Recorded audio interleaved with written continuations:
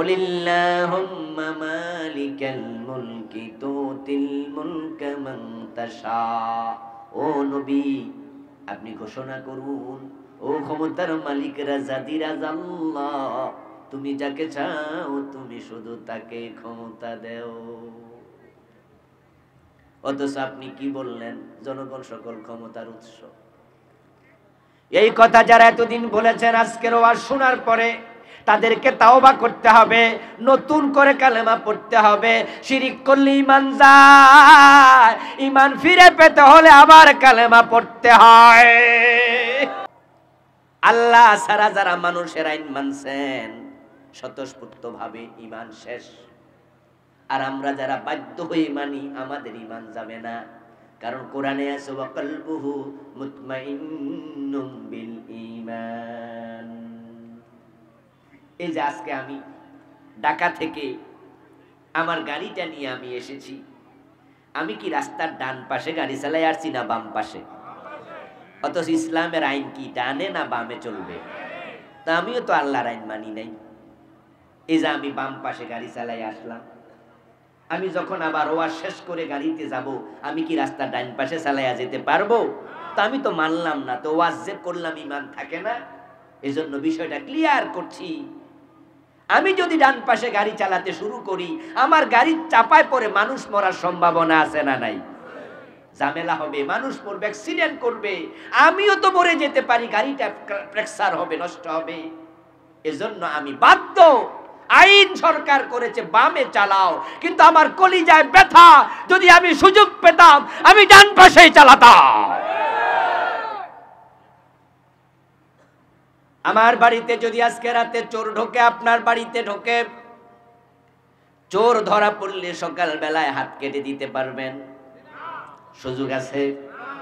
যদিও ফৌজদারি বিধান মানুষ এমনিতেও কায়েম করবে না, আইন হাতে তুলে নেয়ার সুযোগ ইসলামেও নাই, সাধারণ আইনেও নাই।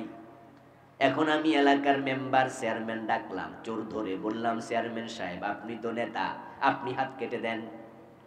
চেয়ারম্যান সাহেব এলাকার এমপি সাহেবও যদি হাত কাটার কথা বলে, পরের দিন দেখবেন এমপির লালবাতি জ্বলবে।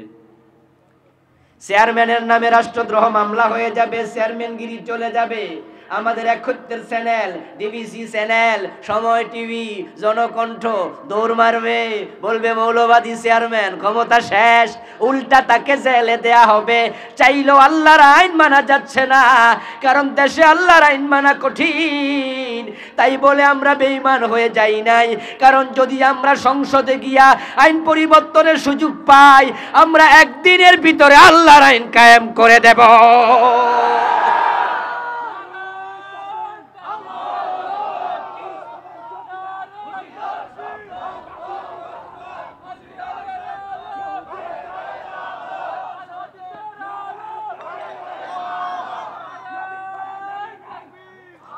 আমার প্রিয় ভাই, আল্লাহর আইন এবং মানুষের আইন দুটার মাঝে পার্থক্য আছে না নাই? আরে জোরে বলেন না, আছে না নাই? আপনারা যারা বুঝেন তারা জবাব দেবেন, আইনের মালিক আসলে কে? আমরা কি মালিক না মালিকের গোলাম? আমরা কি মালিক না চাকর? তো আইন চাকরে বানায় নাকি? আইন বানায় কে? তাহলে মালিকে যদি আইন বানায়, আমরা নতুন করে আইন বানানোর সুযোগ কোথায়? قال النبي صلى الله عليه وسلم المؤمن كالجمل الأنيف حيثما قيد انقاد। রাসূলুল্লাহ সাল্লাল্লাহু আলাইহি ওয়াসাল্লাম বলেন, ওই যে জান্নাতে যাওয়ার দুটা শর্ত, এক নাম্বার ঈমান। শোনো, তুমি যদি মুমিন হও, ঈমানওয়ালা হও, তাহলে রাসূলের বক্তব্য হলো তুমি হবে সেই ওটের মতো, যে ওটের নাকের ভিতরে মালিক রশি ঢুকাইয়া দিছে। সুবহানাল্লাহ, কি চমৎকার উদাহরণ! ওটের নাকের ভিতরে মালিক যদি রশি ঢুকায়া দেয়, আপনাদের কাছে আমি জানতে চাই, বলুন তো, নাকের ভিতরে রশি ঢুকানো স্বাধীন না পরাধীন? নিজের মন মতো চলে না মালিকের টান মতো? মালিক টানে যেদিকে কদম দেবে সেদিকে, নিজের মন মতো চলার অধিকার সে ওটের থাকে না। ঈমান যদি বাঁচাতে চাও আল্লাহর আইনের বাহিরে চলা যাবে না। এখন মানুষের আইন মানার সুযোগ আছে নাকি? তাহলে আপনারা যারা আমার সামনে আছেন, আল্লাহর আইনের পক্ষে আপনি কয়দিন ভোট দিছেন? কয়দিন মিছিল করছেন? কয়দিন গণসংযোগ করছেন? আল্লাহর আইন জমিনে লাগবে এই দাওয়াতটা কয়জনের কাছে দিছেন যে আমি মানুষের আইনের সাথে আর নাই? এই ঘোষণা আদৌ দিয়েছেন কিনা? যদি না দেন আপনিও শিরকের ভিতরেই আছেন। আরে ভাই, নামাজ আপনি পড়েন, আপনি নামাজি মুশরিক। হজ আপনি করেছেন, আপনি হাজী সাহেব মুশরিক। শিরিক থেকে আপনাকে অবশ্যই বের হয়ে আসতে হবে। বিয়ে করেছেন, বিয়ে করার 2-4-5 বছর পর্যন্ত বাচ্চা হয় না কোনো কারণে, আল্লাহর কাছে বারবার চেয়েছেন আল্লাহ সন্তান দাও। 5 বছর 7 বছর চলে গেছে, বাচ্চা হয় না, দোয়া কবুল হয়নি। এখন আপনি অস্থির হইয়া, অসহ্য হইয়া, তাড়াহুড়া প্রবণ হইয়া সন্তান চাওয়ার জন্য খাজা বাবার কাছে ভারতে চলে গেছেন, বাইজিদ বুস্তামির কাছে চট্টগ্রামে চলে গেছেন। ও বাবা আমার ছেলে দাও, বাবা আমার মেয়ে দাও, এমন ভাবে বাবার কাছে সন্তান চায় এমন লোক বাংলাদেশে আছে না নাই? ডাইরেক্ট শিরিক, ঈমান শেষ। কারণ সন্তান দেয়ার মালিক একমাত্র কে? ইয়াহাবু লিমান ইয়াশাউ ইনাসা ওয়া ইয়াহাবু লিমান ইয়াশাউ যুকুরা আও ইউযাফফিজুহুম যুকরানা ওয়া ইনাসা ওয়া ইয়াজআলু মান ইয়াশাউ ওয়াকিমা। তিনি ছেলে দেন, তিনি মেয়ে দেন, তিনি যাকে চান ছেলে মেয়ে দুটাই দেন, তিনি যাকে চান একটাও দেন না। এই তিনি কে? তাই চাওয়া লাগবে কার কাছে? যে অন্যের কাছে সন্তান চাইছো তোমার ঈমান শেষ। আরে যেই বেটা মরে গেছে সে তোমাকে কোত্থেকে দেবে? এখন ওই মরা মাজার, মরা পীরের মাজারে যাইয়া টাকা দেয়, মরা পীরের কাছে যাইয়া মোমবাতি দেয়, মরা পীরের কাছে ছাগল দেয়, গরু দেয়, মরা পীরের নামে মানত করে। এমন লোক বাংলাদেশে আছে না নাই? যে এলাকায় একটা মাজার আছে ওই এলাকায় শিরকের বাজার মিলে যায়। মাজারে মানত করা শিরিক। মসজিদে গেলে দেখবেন বিদ্যুৎ চলে গেছে, এখন মোবাইলের টর্চ লাইট জ্বালায়া নামাজ পড়া লাগে, মসজিদে মোমবাতি পাওয়া যায় না, মানুষ এখন আর দেয় না। কিন্তু মাজারে গেলে দেখবেন দিনের বেলা মোমবাতি জ্বলছে। মাজারের ওয়ালের পাশে দেখবেন মোমবাতি এরকম স্তূপ হয়ে আছে। ওই মোমবাতি গুলা ফেরেশতা নাজিল করছে। কেডা দিল? ফেরেশতা তো পাঠায় নাই। এখন মানুষ কেন দিল? দেয়ার পিছনে একটা উদ্দেশ্য আছে না নাই? সবাই কোনো না কোনো নিয়তে মোমবাতি দেয়। নিয়ত ছাড়া কেউ মাজারে মোমবাতি দেয় নাই। একটা মাজারে যদি 1 লক্ষ পিস মোমবাতি থাকে, শাহজালাল শাহপরান রাহেমাহুমুল্লাহ তাদের মাজারে গেলে লাখ লাখ পিস মোমবাতি দেখবেন। প্রতিটা মোমবাতির পিছনে, দেয়ার পিছনে নিশ্চয় একটা একটা নিয়ত আছে। মানত করছে, মানত করছে। মুরগির যদি ঠ্যাং ভাঙ্গা যায়, কথা বুঝেন? এখন মহিলারা কয় যদি ঠ্যাংটা বালা হয়, ল্যাংটা পীরের দরবারে 3টা মোমবাতি। নাউজুবিল্লাহ। এই দেশে ল্যাংটার দরবারে পর্যন্ত মানত করে। মানুষের বিবেক কোথায় গেল? কত নিচে মানুষ নেমে গেল। আহা, ডিস্টার্ব করবেন না।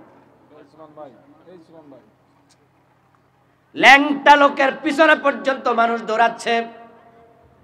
এই দেশের মাজার মানুষের ঈমানগুলো কেড়ে নিয়ে যাচ্ছে। আমার বন্ধু পীর সাহেব হুজুর বদনা দিয়া ওযু করছে, ওই বদনাটা রাইখা গেছে, ভুলে নেয় নাই। মুরিদেরা ওই বদনা কবর দিয়া মাজারের নাম দিছে বদনাশা। এদেশের মানুষ কত বিবেকহীন, ওই বদনাশায়ের মাজারও মোমবাতি মানত করে। পীর সাহেব হুজুর যে ঘোড়ায় চড়ে এসেছে, ওই ঘোড়াটা মরে গেছে। এখন ঘোড়াটাকে মানুষ কবর দিয়া নাম দিয়া দিছে ঘোড়া শাহের মাজার। ওই মাজারের মাঝে মানুষ সিরনি দেয়, পিরনি দেয়, উরুস পর্যন্ত করে। ওখানে গিয়া মানুষ লাখ লাখ টাকা দিয়ে দিচ্ছে। মানত একটা ইবাদতের নাম, ইবাদতের মালিক শুধু আল্লাহ। তাই মানত করলে শুধু আল্লাহর নামে মানত করো, অন্যের নামে মানত করলে শিরিক হয়ে যাবে। মুসলমানের সন্তান এখন হস্তরেখা দেখায় মানুষকে, ভাগ্য গণনাকারীর কাছে ধরায়া যায়, টিয়া পাখির কাছে যায়, বান্দরের কাছে যায়, ভিসা লাগবে কিনা খবর নেয়ার জন্য মা তার ছেলেকে বসুন্ধরা শপিং মলে পাঠায়, যা বাবা লিটন দেয়ানের কাছে। পত্রিকায় দেখেছি, টেলিভিশনের খবরে দেখেছি, উনি অতীত ভবিষ্যৎ ভূতপূর্ব সব জানে। তাই গণকের কাছে হাত বাড়াইয়া দেয় ভবিষ্যতে কি সেটা জানার জন্য। যারাই বিশ্বাস করবে ঈমান সাথে সাথে শেষ। কারণ ভবিষ্যতের এলেম একমাত্র আছে কার? গায়েবের মালিককে। قل لا يعلم من في السماوات والأرض الغيب إلا الله। ও নবী মুহাম্মদ, আপনি বলুন, আকাশ এবং জমিনে আল্লাহ ছাড়া কেউ গায়েব জানে না। পীর সাহেবরা গায়েব জানে? জানে? ঠাকুররা গায়েব জানে? নবী রাসূলরা গায়েব জানে? অনেকে তো কয় নবী নাকি গায়েব জানে। আস্তাগফিরুল্লাহ। ভালোবাসা দেখাইতে যায়া ঈমান হারাইছে ঈসা নবীর উম্মতেরা। আজকে আমাদের মাঝে কিছু ভাই আছে, মাওলানা আলেম আছে, আহলুস সুন্নাত ওয়াল জামাত নাম দিয়েছে, নিজেদেরকে সুন্নি মুসলিম দাবি করে। তাদের শিরিক, তাদের কুফর তাদেরকে শেষ করে দিচ্ছে, শেষ করে দিচ্ছে। আমরা তাদের হিতাকাঙ্ক্ষী, কিন্তু তারা আমাদেরকে বুঝতে চায় না। তারা নবী মুহাম্মদ সাল্লাল্লাহু আলাইহি ওয়াসাল্লামকে সম্মান এত বেশি দেয়, দিতে দিতে আল্লাহর সমান বানায়া ছাড়ে। রাসূলুল্লাহকে ইজ্জত সম্মান দিতেই হবে, এটা ঈমান, এটা ঈমানের অংশ। কিন্তু রাসূলকে আল্লাহর সমান বানানোর কোনো সুযোগ নাই। তারা বিশ্বনবী মানুষ, এ কথাটাও স্বীকার করতে চায় না। তারা বলে তিনি মানুষ না। তাহলে ফেরেশতা কয় না, জিন না, কি কয় কিও না। मोहम्मद खुदा नहीं, अगर खुदा से जुदा भी नहीं, कौनी खुदा ना, खुदा से जुदाও না। উনি মানুষ না কি? কো মানুষের সুরত ধরে এসেছে। তারা গান বানাইছে, মানবেরই রূপ ধরিয়ে নবী এলেন ভবেতে, কুল্লু আলম লুটে পড়ে তাহার চরণ তলে। আস্তাগফিরুল্লাহ, আস্তাগফিরুল্লাহ। কুল্লু আলম সিজদা করে কাকে? নবীর চরণে লুটে পড়ে। তোরে কইল কে? কইল কে? কইল কে? রাসূলুল্লাহ নিজে সিজদা দিতেন কাকে? সাহাবায়ে কেরাম সিজদা দিতেন কাকে? কোরআনে আল্লাহ বলে, আলাম তারা আন্নাল্লাহা ইয়াসজুদু লাহু মান ফিস সামাওয়াতি ওয়া মান ফিল আরদ। ও নবী, আপনি লক্ষ্য করে দেখুন, আকাশ এবং জমিনে যারা আছে সবাই আল্লাহকে সিজদা করছে।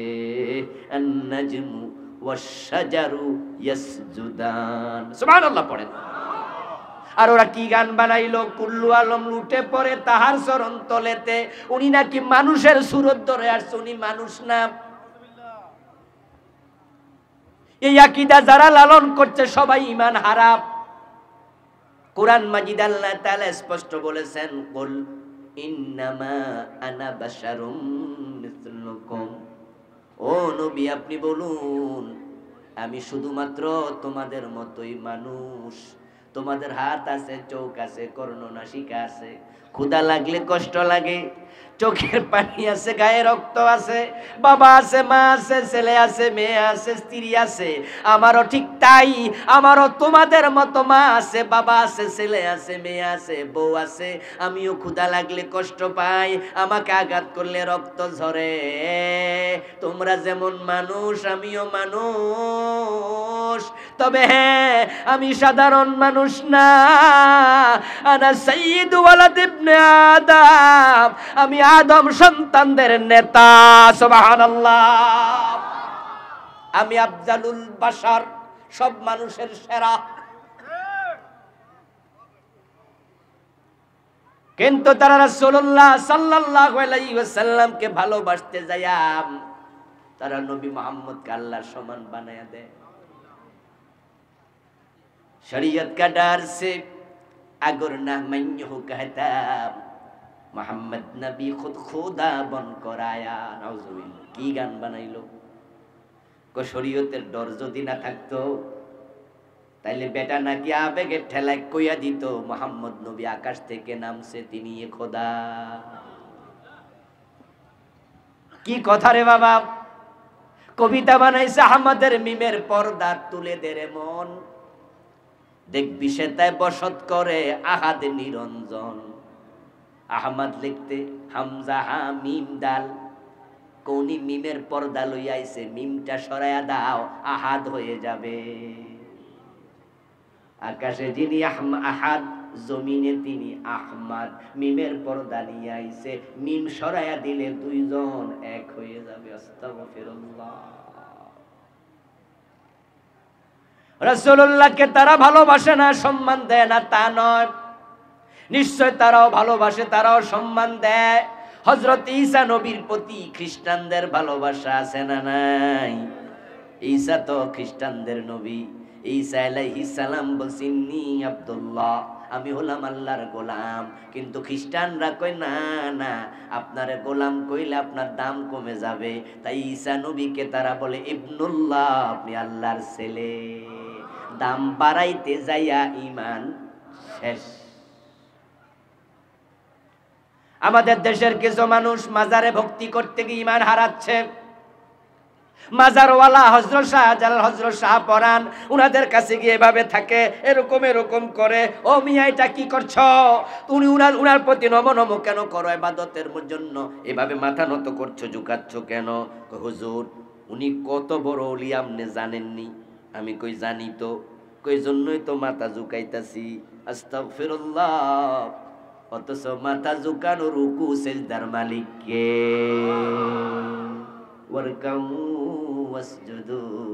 আল্লাহকে আমার রুকু করো, আমারে সেজদা করো।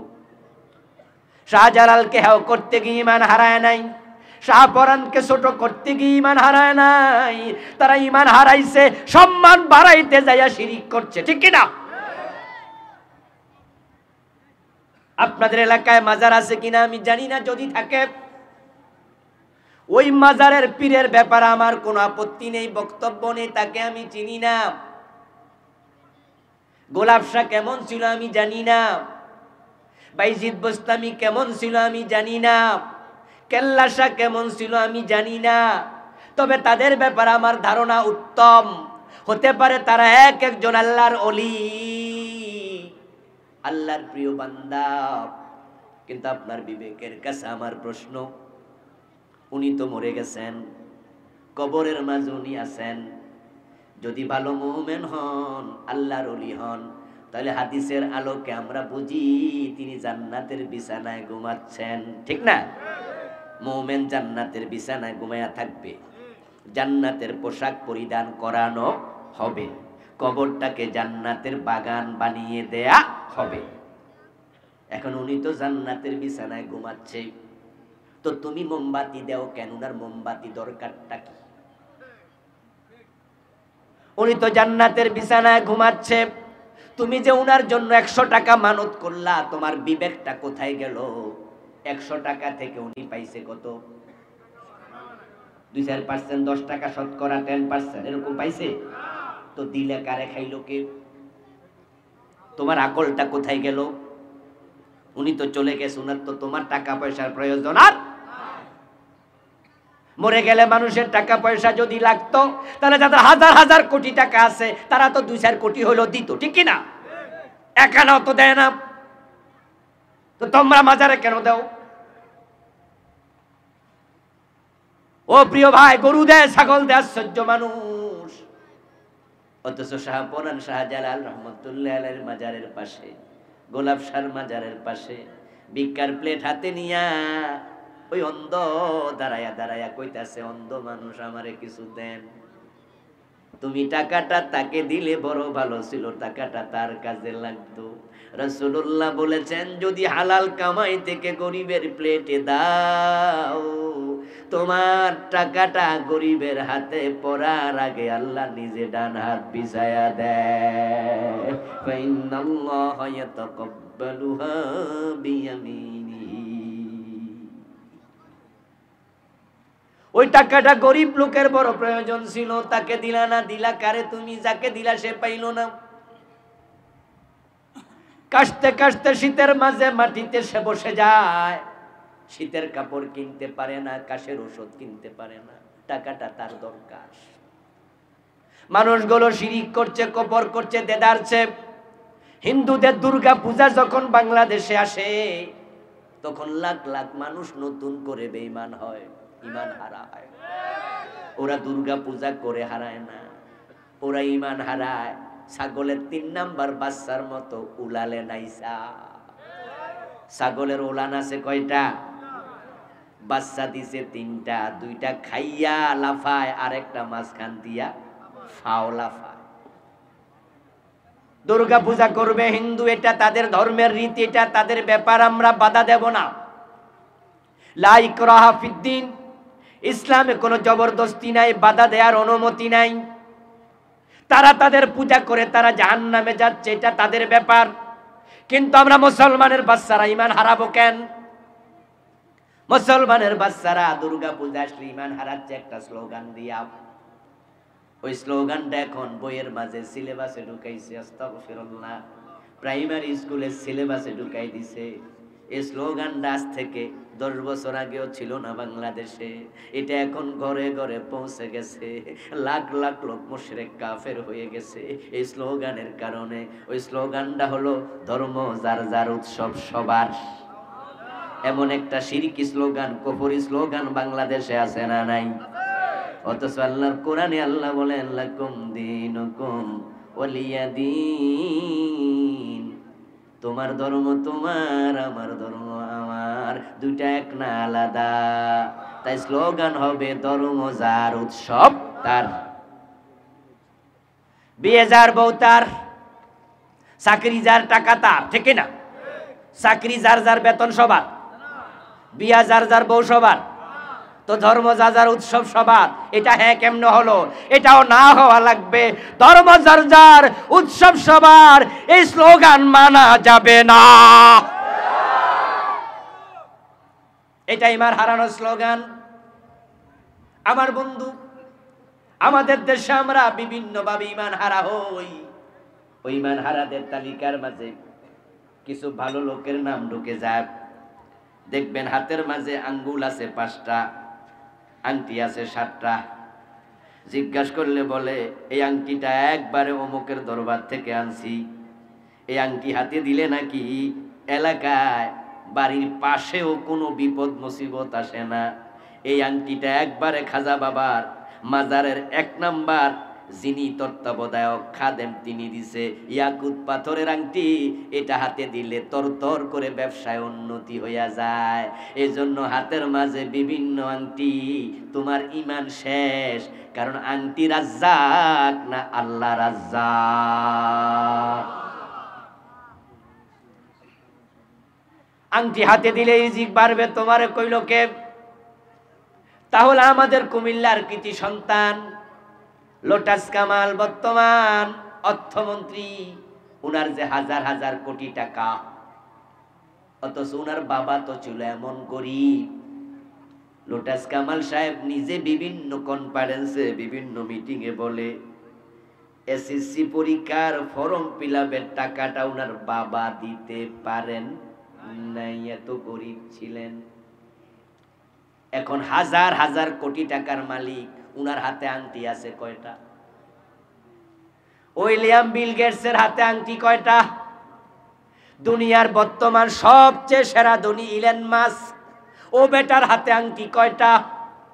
তোমারে কে বলেছে আংটি হাতে দিলে উন্নতি হয়? রাজ্জাক আল্লাহ চাওয়া লাগবে তার কাছে। বিপদ এবং মুসিবত থেকে আংটি তোমারে বাঁচাবে কইল কে? অথচ কোরআনে আল্লাহ কি বলেন? ইয়ামসাসকাল্লাহু বিদুররিন ফালা কাশিফা লাহু ইল্লা হু। ও নবী মুহাম্মদ, আল্লাহ যদি আপনাকে কোনো বিপদ দেয়, ওই বিপদ থেকে আপনাকে আল্লাহ ছাড়া বাঁচানোর ক্ষমতার কারণে। আর আপনি বিপদ থেকে বাঁচতে আংটি হাতে দিলেন, ভবিষ্যৎ জানার জন্য গণকের কাছে গেলেন।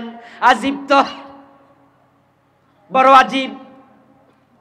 যেই গণক আপনাকে হাতের রেখা দেখে বলে দিল আগামী মাসে ফাড়া আছে, আর আপনি মাথা নাইরা কইলেন থাকতেও পারে। তারপর উনাকে জিজ্ঞাসা করলেন সমাধান কি? উনি বললেন যে কিছু টাকা দেন, আমি একটা তাবিজ লিখা দিমু, ফাড়াগুলা কাইটটা দিমু, সব শেষ। আর আপনি একবারে বিবেকহীন মানুষের মতো তাকে টাকা দিলেন, সে ফাড়া কাটাইয়া দিল। আজীব। অথচ 1 মিনিট পরে কি হবে আল্লাহ ছাড়া কেউ জানে না।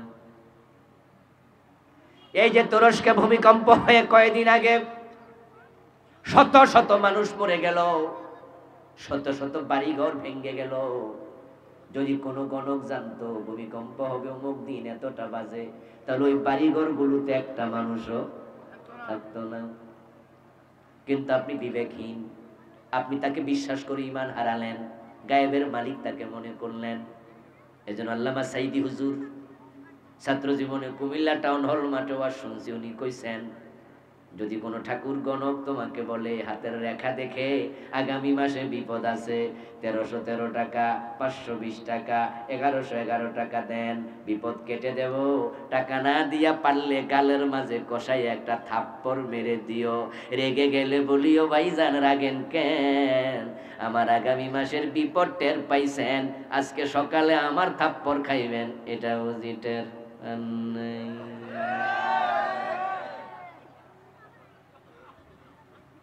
আর আপনি লেখা তাবিজ দিলে যদি বিপদ না আসে, আপনার নিজের লেখা 2-4টা তাবিজ গলা জুড়াইলে তো আর থাপ্পড়ও খাওয়া লাগবে না।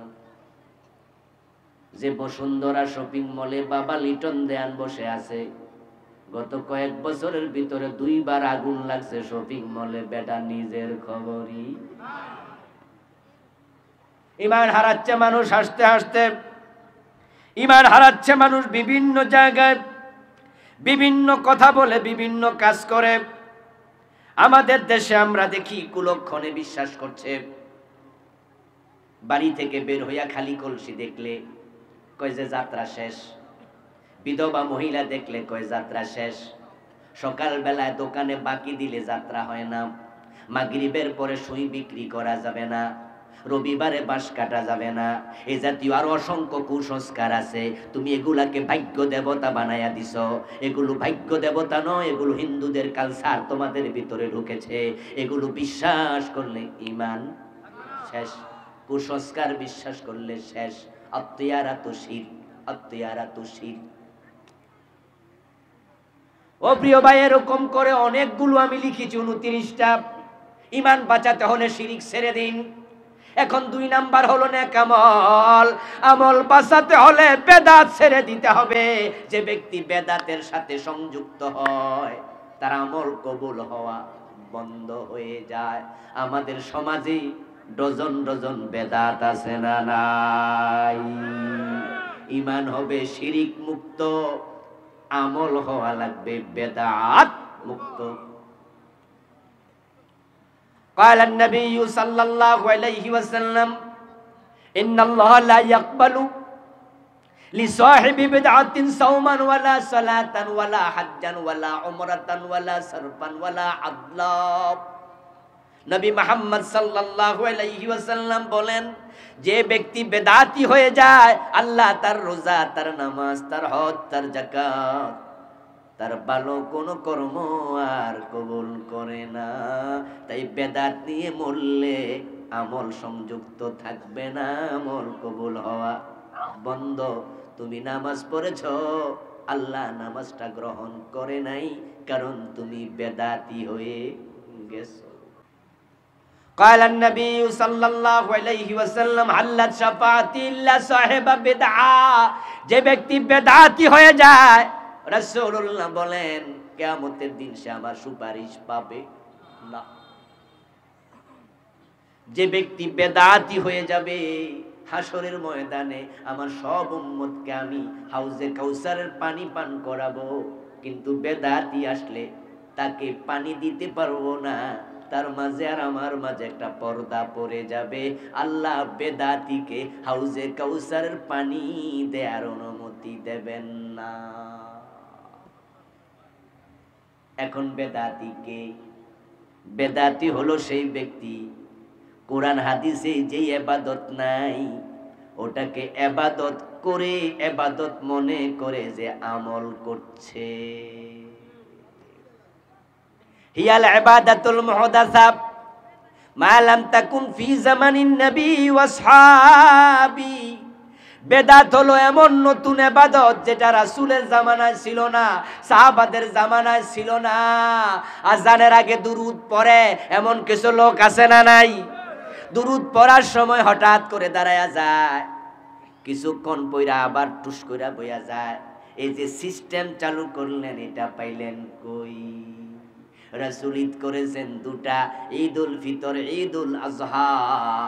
নতুন করে বানাইছে ঈদে মিলাদুন নবী, এবং মিছিল করে সকল ঈদের সেরা ঈদ, ঈদে মিলাদুন নবী। রাসূল যাহা করেন নাই সেটার নাম ইবাদত হতে পারে না। হযরত হুযায়ফা বলেন কুল্লু ইবাদাতিন লাম ইয়াতাআব্বাদ বিহা আসহাবু রাসূলিল্লাহি ফালা তাতাআব্বাদু বিহা। রাসূলের সাহাবারা যে ইবাদত করে নাই সেটা তোমরা করো না, সেটা ইবাদত না। নতুন করে ইসলামে ইবাদত চালু করিও না। মান হাদাসা হাদাসা আও ওয়া মুহদাসা ফালাইহি লানাতুল্লাহ। বিশ্বনবী বলেন যে নতুন করে ইবাদত চালু করবে তার উপর আল্লাহর গজব পড়ুক। আমি নবী তার জন্য বদদোয়া দিলাম। প্রশ্ন হতে পারে কারণটা কি? বেদাত চালু করলে রাসূলের শাফাত মিলবে না, হাউজে কাউসারের পানি মিলবে না। কারণটা কি? কারণ হলো বেদাত যখন চালু হয় সুন্নাত তখন হারায়া যায়। আপনি বেদাত চালু করে যদি চালু দেখেন, আপনি চুপ থাকবেন না। বেদাত হলো ক্ষেতের মাঝে আগাছার মতো, ঘাসের মতো। আপনি ধান গাছ লাগাইছেন, যদি সেখানে ঘাস ওঠে আপনি চুপ করে থাকেন, ওই ঘাট আপনি উপরে তুলে ফেলে না দেন, তাহলে ঘাসের ধাক্কায় ধান শেষ। এখন এই হুজুর দুইটা বেদাত বানাইলো, আপনি চুপ করে আছেন। আচ্ছা, অসুবিধা কি? আজানের আগে দুরূদ পড়লে অসুবিধা কি? রাসূলের জন্মদিন ঈদ মিলাদুন নবী করলে অসুবিধা কি? মিলাদের মাঝে কিয়াম করলে অসুবিধা কি? ইল্লাল্লাহ জিকির করলে অসুবিধা কি? হু হু হু করলে অসুবিধা কি? আপনি অসুবিধা কি বললেন? উনি বানাইলো দুইটা, আমি বানাইলাম দুইটা, উনি বানাইলো দুইটা, ও বানাইলো দুইটা, ও বানাইলো দুইটা। এরকম যদি 10-20 বছর বেদাত চালু থাকে, 20 বছর পরে ইসলামই খুঁজে পাওয়া যাবে না। এই জন্য আলেমরা বেদাতের ব্যাপারে খুব সতর্ক থাকবে। একজন কৃষক যেমন ঘাস দেখলে, আগাছা দেখলে টেনে উপরে ফেলে দেয়, বেদাত দেখলে আলেমরা সমাজ থেকে উপরে ফেলে দিতে হবে। মাথার মাপে টুপি হবে, গায়ের মাপে পাঞ্জাবি হবে, রাসূলের মাপ ইসলাম হবে। মাথা আপনার, টুপি আপনার, মাপ আপনার, গা আপনার, জামা আপনার, মাপ আপনার। ইসলাম আপনার না, ইসলাম আপনার বাবার না, ইসলাম আপনার পীরের না। তাই কোন আলেম কোন পীরের কথা ইসলাম চলতে পারে না।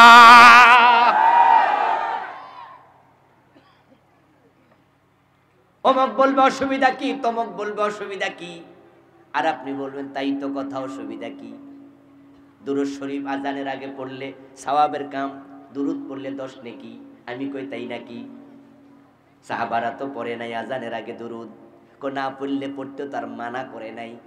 ও বন্ধু, মানা করে নাই তাই তুমি সুযোগ পাইয়া গেছো। তাহলে ফজরের নামাজের আগে সুন্নাত কয় রাকাত? জোরে বলুন, কয় রাকাত?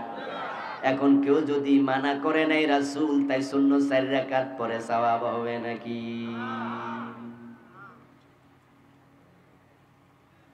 আজানের পরে ফজরের নামাজের সময় থাকে অনেক লম্বা। মুয়াজ্জিন সাহেব ঘড়ির দিকে তাকায়া দেখে এখনো জামাতের সময় আছে 25 মিনিট। উনি সুন্নত 6 রাকাত 10 রাকাত পড়তে পারবো, তাই বলে কেউ কি 2 রাকাতের বেশি পড়ে? তো রাসূল বেশি পড়া যাবে না মানা করছে কোন জায়গায় দেখান?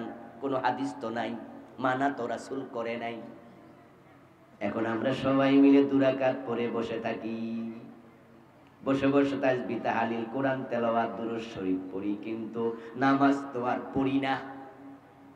এর কারণ হলো বিশ্বনবী ফজরের আগে 2 রাকাতের বেশি সুন্নাহ পড়েন নাই। রাসূল যাহা করেন নাই সেটার নাম ইসলাম না। দুরূদ শরীফ পড়া সওয়াবের কাজ। জোহরের নামাজের ফরজ 2 রাকাত পড়ার পরে আপনি আত্তাহিয়াতু পড়লেন, তারপরে বাকি 2 রাকাত পড়ার জন্য দাঁড়ায়া গেলেন। এই হলো ইসলামের নীতি। কিন্তু আপনি মনে মনে ভাবলেন আজকে হাতে সময় আছে, তাই ফরজ 2 রাকাতের পরে আত্তাহিয়াতু পইরা দুরূদ শরীফটাও পইরা লই। হানাফি মাযহাব ফতোয়া দেবে তোমাকে সাউ সেজদা দিতে। যদি ভুলে পড়েন সাউ সেজদা, ইচ্ছা করে পড়লে কবিরা গুনাহ। মাগরিবের ফরজ 2 রাকাত পরে আপনি আত্তাহিয়াতু পড়বেন আবদুহু ওয়া রাসূলুহু, অতটুকু বলে আপনি দাঁড়ায়া যান। যদি ভুলেও আপনি দুরূদ শরীফ পড়েন সাউ সেজদা দিতে হবে। এবার আপনাদের কাছ থেকে একটু জানি, বলুন তো সাউ সেজদা আমরা শকে দেই না জরিমানা? বলেন বলেন, সাউ সেজদা শকে দেয় না জরিমানা? তা আপনি দুরূদ শরীফ পড়ছেন, খারাপ কি? জরিমানা লাগবে কেন? এখন এবার বলুন তো সাউ সেজদা দেয়াটা কি সুন্নত না ওয়াজিব? ওয়াজিব তরক করা সগীরা গুনাহ না কবিরা গুনাহ? তাহলে ভুলে যদি কেউ দুরূদ পড়ে সাউ সেজদা ইচ্ছা করে ছেড়ে দেয়, কবিরা গুনাহগার হবে। দুরূদ পড়লে না নেক, কবিরা গুনাহ কেন? উত্তর একটাই, রাসূল এখানে দুরূদ পড়তে শিখান নাই। কেউ আমরা যুক্তি দিয়া দুরূদ শরীফ চালু করব না। এখানে ফজরের নামাজের পূর্বে 2 রাকাত সুন্নতের জায়গায় যুক্তি দিয়া কেউ আমরা 4 রাকাত চালু করব না। রাসূল যা করে নাই আমরা তা করব না, রাসূল যা ছাড়ে নাই আমরা তা ছাড়ব না। এটার নাম ইসলাম, ঠিক কি না? এখন এবার আপনাদের আরেকটা কথা কইতাম নি, এটা কইলে তো 2-1 কষ্ট পেয়ে নেবেন। দয়া করে আমারে মাফ করে দিয়ে না, আগে আমি মাফ চাইয়া নিয়া তারপরে বলতেছি, কষ্ট পাইয়েন না। এই যে আপনারা ইল্লাল্লাহ জিকির করেন, এটা রাসূল করছে কয়দিন? তো আপনি এতক্ষণ পর্যন্ত আমার সাথে একমত, এখানে আইসা কিন্তু আপনি আমারে আর করবেন না। না, আমার পীর সাহেবেরটাই ঠিক। ও প্রিয় ভাই, রাসূলুল্লাহ সাল্লাল্লাহু আলাইহি ওয়াসাল্লাম এবং আল্লাহর নবীর লাখের উপরে সাহাবী ছিল, লাখের উপরে। ইল্লাল্লাহ জিকির একজন সাহাবীও কোনোদিন করেন নাই। যদি কোন সাহাবী করতো তাহলে আমরা এটাকে ইবাদত বলতাম, ঠিক না? মেনে নিতাম, তো সাহাবী তো করছে। কিন্তু আল্লাহর নবীর একজন সাহাবী করেছেন, প্রমাণ নাই। রাসূল নিজে জীবনে একবার বলছে, প্রমাণ নাই। এই বেদাতি জিকির কেন আপনি চালু রাখলেন? এই বেদাত নিয়ে বই লিখেছি, যদিও বইটা আজকে খুব কম আছে, 10-12 পিস আছে বললো, 38টা লিখছি। বাংলাদেশে চলমান 38টা লিখছি। এমন কিছু বেদাত আছে কইলে আপনার কলিজা গিয়া লাগবারে, আমিও তো করি। মানুষ নিজের বেলায় বড়, অন্যের বেলায় ফতুয়া দিলে কষ্ট পায় না। কাদিয়ানিরে কাফের কইলে কেউ কষ্ট পায় না, কিন্তু নিজে কুফরি করলে কেউ যদি কয় তুমি কাফের, তাহলে তলোয়ার লইয়া দৌড়ানি মারবো। ও বন্ধু আমার, রাসূলুল্লাহ এবং সাহাবারা যা করে না এমন ইবাদত আমরা করব না, এটা বেদাত। এই ইবাদত যদি আপনি করেন আর করতে করতে আপনি মরে যান, তাহলে আপনার ইবাদত কবুল হওয়া বন্ধ, নেক আমলগুলো স্থগিত। এখন জান্নাত পেতে হলে ঈমান যেমন লাগবে, নেক আমলও লাগবে। এখন নেক আমল শুধু নামাজ, রোজা, হজ, যাকাতের নাম। এটা যারা বুঝেছে তারা ভুল করেছে। এই জন্য হজও করে, নামাজও পড়ে, সুদেও টাকা লাগায়, ঘুষও খায়। অথচ নেক আমল হলো যা করণীয় তা করবেন, যা বর্জনীয় তা ছাড়বেন। মা তাকুমুর রাসূলু ফাখুযুহু ওয়া মা নাহাকুম আনহু ফান্তাহু। যত ফরজ আছে সব মানো, যত হারাম আছে সব ছাড়ো। আপনি নামাজও পড়বেন, সুদও খাবেন, এটার নাম নেক আমল হতে পারে না। সুদ খেলে 1 টাকা গুনাহ হয় 76 বা 36 বার জেনার পরিমাণ। সুদ খেলে হয় 73 গুনাহ, সবচেয়ে ছোটটা হলো মায়ের সাথে জেনা। কিসের ইবাদত? রমজান আসছে তাকওয়ার জন্য, লাআল্লাকুম তাত্তাকুন। হুজুররা ওয়াজ করবে, কোরআন থেকে শুনবেন। এই রোজা আসতেছে, তাকওয়ার নিয়তে রোজা রাখবেন। আর তাকওয়া মানে হলো হিফজুন নাফসি মিম্মা ইউসাম, গুনাহ থেকে নিজেকে বাঁচায়া রাখার নাম তাকওয়া। তাই যত গুনাহ আছে রোজার আগে সকল গুনাহকে তালাক দিতেই হবে। যারা সুদে টাকা লাগায়া রাখছেন, আজকে সিদ্ধান্ত নিয়ে বাড়ি যান, আমি সুদ আর খাবো না। যারা ওজনে কম দেন, মালে ভেজাল দেন, বাবা মরছে, মা মরছে 10 বছর, এখনো বোনের জমি দেন নাই, জোর করে ধইরা রাখছে বোনের জমি, এমন ভাই বাংলাদেশে আছে না নাই? আজকের মাহফিলও 2-4 জন থাকতে পারে। বোনের হক ধরে রেখে রোজা রাখিও না, এই রোজার কোনো মূল্য নেই।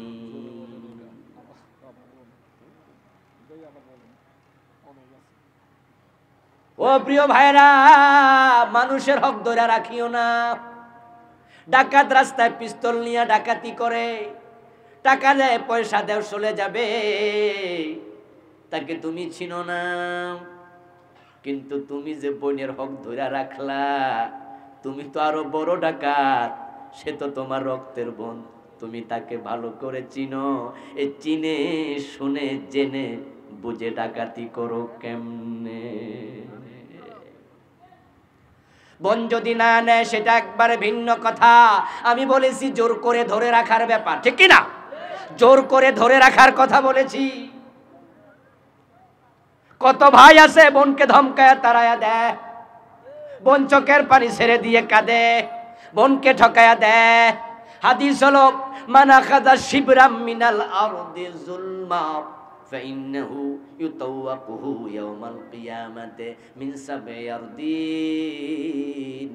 জোর করে 1 বিঘত পরিমাণ জমিন যদি দখল করো, ধরে রাখো, হাসরের ময়দানে 7 গুণ বড় করে আল্লাহ গলায় ঝুলাইয়া দেবে। ও প্রিয় ভাই, কার জন্য দখল করেছো? তোমার তো 3.5 হাত, এর চেয়ে বেশি তো তোমার সাথে যাবে না।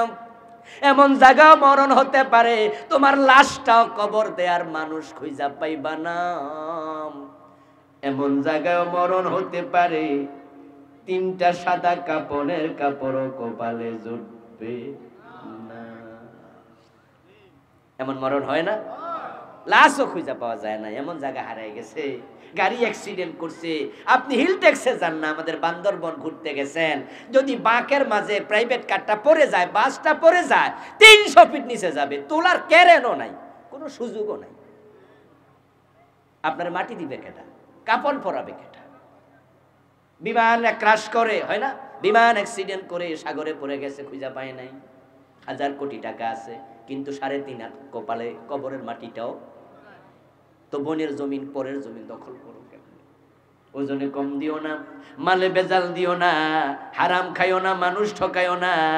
তুমি ঘড়ির দিকে তাকায়া তাকায়া বারবার বলবা কয় মিনিট আছে আর ইফতারের, আপনজন কয় 5 মিনিট, 7 মিনিট, 10 মিনিট। কত বড় মুত্তাকি, সামনে খাবার আছো খাও না, এই খাবারটা তো হারাম না, কেন খাও না? এই পানি খায় না, ইফতার সামনে আছে, বুকে পিপাসা, আর এই পানি কি হারাম নাকি?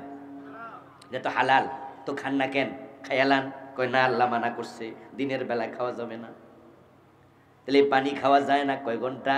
15 ঘন্টা, 15.5 ঘন্টা, 14 ঘন্টা, রোজার দিন হারাম। তাই আপনি পানি খান না, ঘরের দরজা লাগাইয়া ভাত খান না, ডুব দিয়া পানি খান না, আল্লাহ দেখে। সেই আপনি সুদ খান কেমনে? সুদ খাওয়া কয় ঘন্টা হারাম? কয় ঘন্টা? গোশ খাওয়া হারাম কয় ঘন্টা? তো হেডা কেমনে খান? আল্লাহ বুঝি দেখে না? গরিব দিকে তাকায়া তাকায়া আপনি কোন কয় মিনিট আছে ইফতারের? কত বড় মুত্তাকি রে, কত বড় মুত্তাকি! হালাল পানি খায় না, আল্লাহ দেখবো, তো সুদে টাকা লাগাও, এটা আল্লাহ দেখে না? এই যে দেশে হাজার হাজার কোটি টাকার সুদি লেনদেন হয়, রমজান মাসে কি এগুলো বন্ধ হয়ে যাবে? হাজার হাজার কোটি টাকা পাচার হয়, ঘোষ খায়, রমজান আসলে অফিসে ঘোষ বন্ধ হয়। তো কিসের রোজা রাখছেন? এটার নাম তাকওয়া নয়। দোস্ত, আপনার কবরে ছেলে মেয়ে যাবে না, বউ যাবে না, মা যাবে না, বাবা যাবে না। আপনজনকে ভালো রাখার জন্য হারাম খাইও না। কবরে ফেরেশতা তোমাকে টাকা পিঠাবে, তোমার শাস্তিতে কেউ অংশীদার হবে না। এজন্য আসুন আমরা ঈমান এবং নেক আমলকে সঙ্গী করে মরতে চাই। ঈমান এবং নেক আমল যদি সাথে থাকে, শিরক মুক্ত, কুফর মুক্ত ঈমান, বেদাত এবং হারাম মুক্ত নেক আমল, দুটা যত্ন করে নেবেন, আল্লাহর ওয়াদা, আল্লাহ আপনাকে জান্নাত দেবেন ইনশাআল্লাহ। আল্লাহ আমরা সকলে সেভাবে মরতে চাই, তুমি তৌফিক দাও, বলেন আমিন।